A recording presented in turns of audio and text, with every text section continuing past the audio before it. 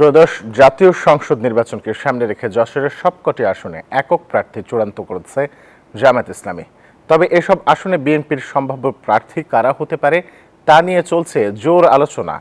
তারপরেও নির্বাচনী এলাকায় নিজ নিজ বলয় তৈরি করে গণসংযোগ চালাচ্ছেন বিএনপির মনোনয়ন প্রত্যাশীরা। বুলবুল শহীদ খান হিমেলের তথ্যচিত্রে ডেস্ক রিপোর্ট। নির্বাচনের আলোচনা থাকা প্রধান দুই দলের মধ্যে বিএনপি এখনো তাদের প্রার্থী চূড়ান্ত না করলেও জামায়াত ইসলামী তা করেছে। তবে এরই মধ্যে ভোটারদের মন জয়ে সভা সমাবেশ করছেন বিএনপির মনোনয়ন প্রত্যাশীরা। বান্ডেল থাকলে প্রতি সেনমানিতে টাকা বাঁচবে। বিকাশ সেনমানি বান্ডেল কিনে জিতুন প্রতি লেনদেনে। যশোরের 6টি আসনের মধ্যে 5টিতে বিএনপির একাধিক মনোনয়ন প্রত্যাশী রয়েছে।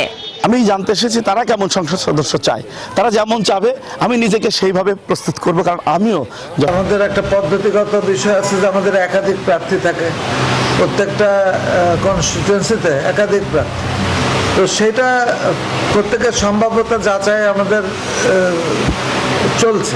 ঝিকরগাছা ও চৌগাছা নিয়ে গঠিত যশোর 2 আসনে জামায়াত ইসলামী প্রার্থী ও বিএনপির 2 জন মনোনয়ন প্রত্যাশী প্রতিযোগিতামূলকভাবে প্রচারণা চালাচ্ছেন। পরিক্রমায় 3বার এমপি থাকার কথা যদি দেশের রাজনৈতিক অবস্থা ভালো থাকতো, তো সেটা আমাদের দুর্ভাগ্য, বাংলাদেশের মানুষের দুর্ভাগ্য যে সেটা হয়নি। তো এখনো ডিজার্ভ করি।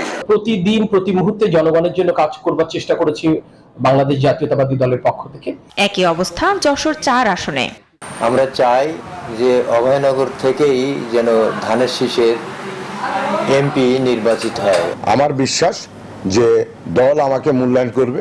নির্বাচনকে সুষ্ঠুভাবে হওয়ানোর ক্ষেত্রে আমরা আমাদের সর্বোচ্চ ভূমিকা পালন করব। তবে সৎ ও যোগ্য প্রার্থীকেই জনপ্রতিনিধি হিসেবে নির্বাচিত করতে চান ভোটাররা। ভোট দিবার তো ভোট হয়ে গেছে আগে।